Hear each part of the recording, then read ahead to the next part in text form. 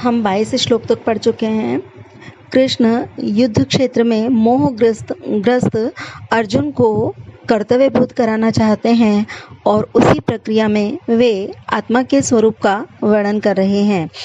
आत्मा के स्वरूप को ही आगे बताते हुए कृष्ण कहते हैं, नैनम छिन्दन्ति शस्त्राणि नैनम दहति पावकः न चैनम क्लेदयन्त्यापो न शोषयति मारुतः। नैनम एनम इस आत्मा को न छिन्दन्ति नहीं काट सकते हैं, छेदन कर सकते हैं। शस्त्राणि शस्त्र इसको नहीं काट सकते हैं। नैनम दहति पावकः और न ही एनम इसको दहति जला सकती है, पावकः अग्नि, और न ही इसको अग्नि जला सकती है।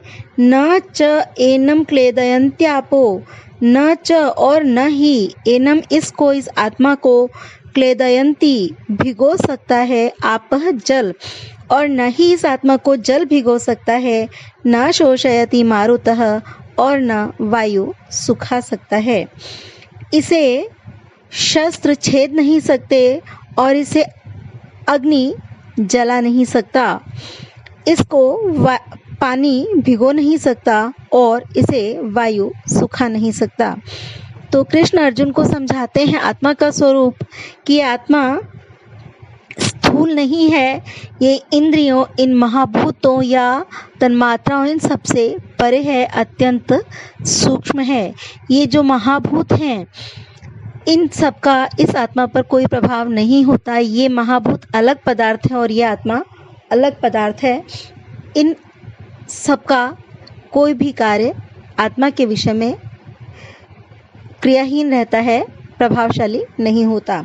जैसे शस्त्र हैं, वे किसी भी पदार्थ को छेद सकते हैं, नुकीले शस्त्र, लेकिन आत्मा पर उनका असर नहीं होता।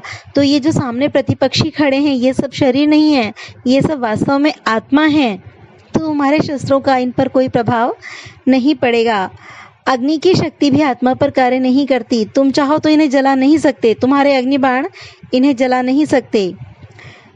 पानी भी सब कुछ बहा कर ले जा सकता है, पर आत्मा को गीला भी नहीं कर सकता। और यही स्थिति वायु की है।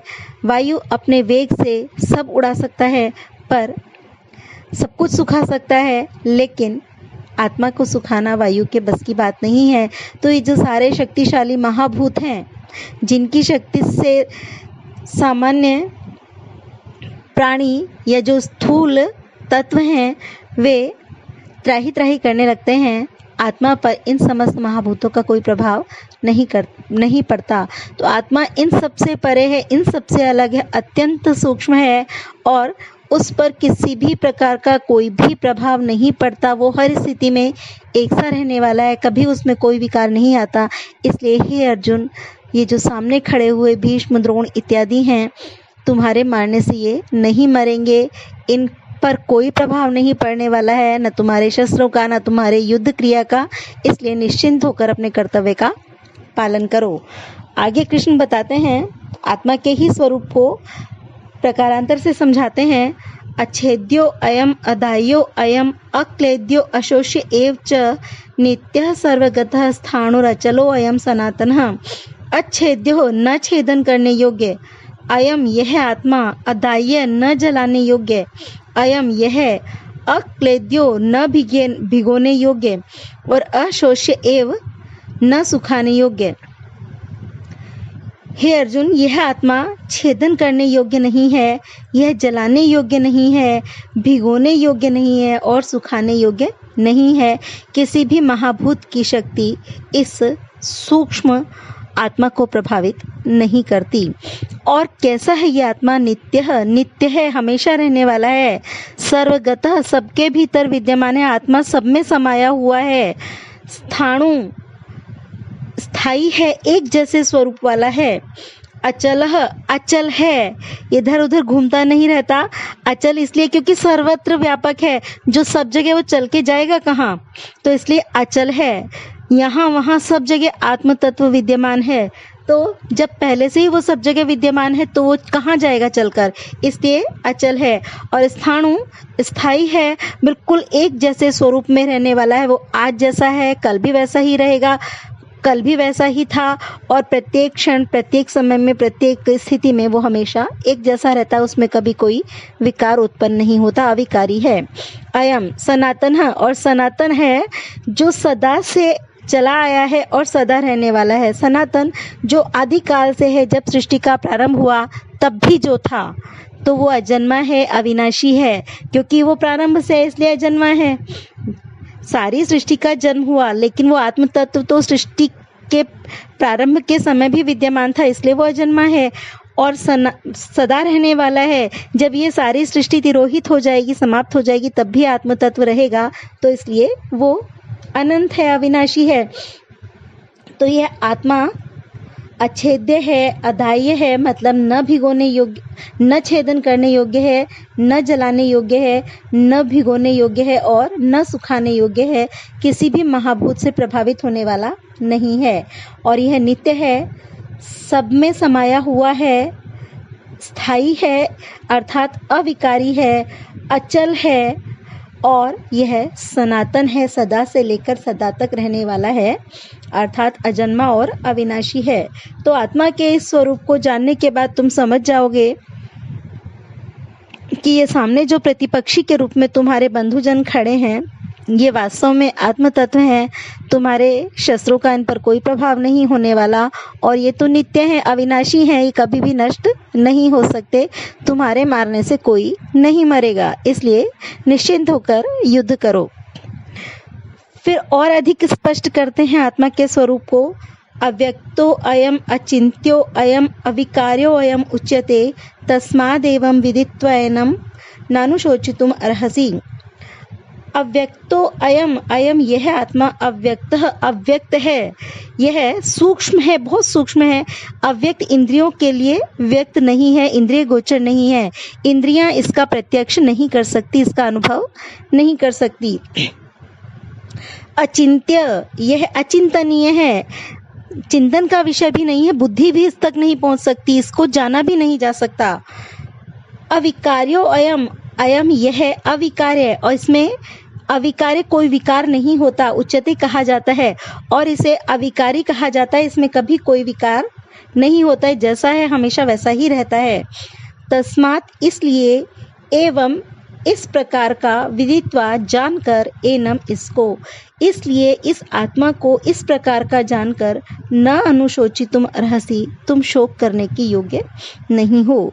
यह आत्मा अव्यक्त है, अर्थात इंद्रिय गोचर नहीं है, अत्यंत सूक्ष्म है, इंद्रियों से परे है।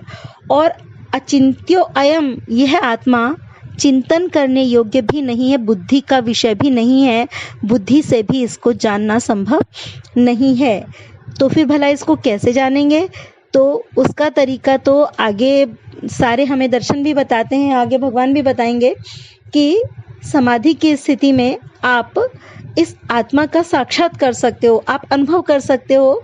कैसे? क्योंकि इस आत्मा का क्या, हम खुद ही आत्मा हैं, तो हम बस इस बात को अनुभव कर सकते हैं कि हम क्या हैं, अपने स्वरूप को हम समझ सकते हैं, हमें बोध हो जाता है, हमें ज्ञान हो जाता है। बाकी आत्मा अलग तो कुछ है ही नहीं कि बुद्धि उसको जान लेगी, बस हमें ये समझना पड़ता है, हमें ये महसूस करना पड़ता है कि हम स्वयं आत्म तत्व हैं और सर्वत्र ये आत्म तत्व ही व्याप्त हैं।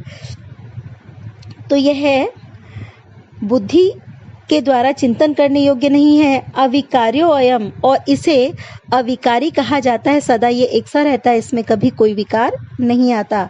तो तस्मात् इसलिए, एवं एनम विदित्वा, इस प्रकार के इस आत्मा को जानकर, न अनुशोचितुम अर्हसि, तुम शोक करने के योग्य नहीं हो। यह अव्यक्त अर्थात अत्यंत सूक्ष्म अर्थात इंद्रियों से परे है, यह अचिंत्य है अर्थात बुद्धि का विषय नहीं हो सकता, बुद्धि इसे नहीं जान सकती, यह अविकारी है, सदैव एक सा रहने वाला है, ऐसा इस आत्मा को कहा जाता है। तो इस प्रकार के इस आत्मा को जानकर तुम शोक करने के योग्य नहीं हो। तो आत्मा के वास्तविक स्वरूप को यदि तुम जान जाओगे तो तुम समझ सकोगे कि सामने जो खड़े हैं वे शरीर नश्वर हैं, वो तो तुम नहीं मारोगे तब भी मरेंगे ही, जो जिस भी प्रकार से उन्हें नष्ट होना है उस रूप में वो नष्ट होंगे, और जो उनके अंदर आत्मा है वही वास्तविक तत्व है और वो किसी के मारने से नहीं मरता। अब कृष्ण उसको दूसरी तरह से समझाते हैं, जैसे गुरु अपने विद्यार्थी को तरह तरह से अपनी बात समझाकर स्पष्ट करता है ताकि उसके जो भी संशय हैं वो दूर हो जाएं कि ठीक है, चलो हम तुम्हारी बात मान लेते हैं, तुम्हें ये आत्मा का स्वरूप समझ में यदि नहीं आ रहा तो हम तुम्हारी बात मान लेते हैं। तुम सोचते हो कि ये सारे शरीर जो हैं यही तुम्हारे बंधुजन हैं और ये मर जाएंगे, तुम इन पर बाण चलाओगे तो ये मर जाएंगे, तो ठीक है, चलो हम इस बात को मान लेते हैं। अथ चैनम नित्य जातम नित्यम वा मन्यसे मृतम तथापि त्वं महाबाहो नैवं शोचितुमर्हसि।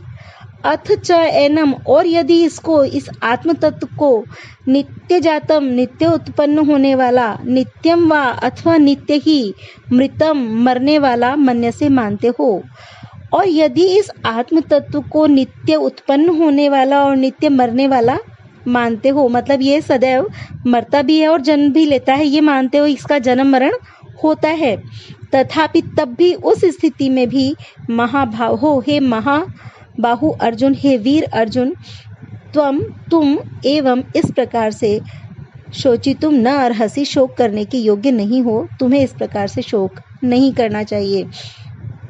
तो चलो ठीक है, तुम्हारी बात मान लेते हैं। यदि इस आत्मा को नित्य उत्पन्न होने वाला और नित्य मरने वाला मानते हो तो भी हे विशाल भुजाओं वाले वीर अर्जुन, तुम इस प्रकार से शोक करने के योग्य नहीं हो, अर्थात तुम्हें शोक नहीं करना चाहिए। यदि आत्मा रोज नित्य प्रति जन्म लेता रहता है, मरता रहता है, ये शरीर जो है यही आत्मा है और ये जन्म लेते हैं, मरते हैं, इस बात को हम स्वीकार कर लेते हैं, तो भी शोक का विषय नहीं है। क्यों नहीं है, इसको समझाते हैं कृष्ण। जातस्य हि ध्रुवो मृत्युर्ध्रुवम जन्म मृतस्य च तस्माद् अपरिहार्य अर्थे न त्वं शोचितुमर्हसि। ये पुनर्जन्म का सिद्धांत है। क्या? जातस्य, जो उत्पन्न हो गया है उसकी, ही, क्योंकि ध्रुव है, अटल है, मृत्यु, क्योंकि उत्पन्न होने वाले व्यक्ति की मृत्यु अटल है। ध्रुवम जन्म मृतस्य च, और मृत से मर चुके का, जो मर गया है, उसका जन्म ध्रुव है, अटल है, क्योंकि जन्म लेने वाले की मृत्यु अटल है और मरे हुए व्यक्ति का जन्म अटल है। तस्माद अपरिहार्य अर्थे, तस्मात इसलिए, अपरिहार्य अर्थे, अपरिहार्य अर्थ में, विषय में, तो इसलिए अपरिहार्य विषय में जिससे रोका नहीं जा सकता, ऐसे विषय में न तुम शोचितुमर्हसि, तुम शोक करने के योग्य नहीं हो, तुम्हें शोक नहीं करना चाहिए। कृष्ण कहते हैं तुम निरंतर सृष्टि प्रक्रिया को देखते आ रहे हो, जो मर जाता है उसका फिर से जन्म होता है, रोज रोज नए प्राणी जन्म लेते रहते हैं, और जो जन्म लेते हैं वो सबके सब मरते हैं, आज नहीं तो कल मरते हैं। तो ये तो सृष्टि की प्रक्रिया है जो निरंतर चल रही है। सृष्टि की इस प्रक्रिया में, सृष्टि के इस क्रम में बाधक बनने वाले तुम कौन होते हो? या ये तुम्हारे बस की बात ही नहीं है, तुम्हारे सोचने का विषय ही नहीं है।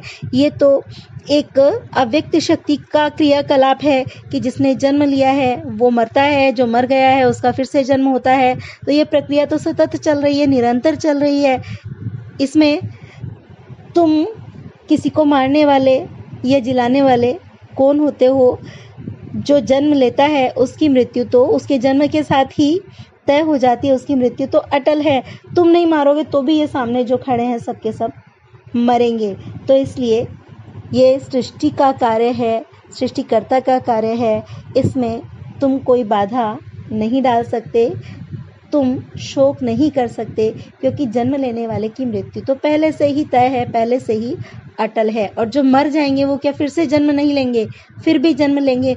तो तुम इस अपरिहार्य विषय में, जिसको तुम रोक नहीं सकते, उस विषय में शोक मत करो, ऐसा उचित नहीं है।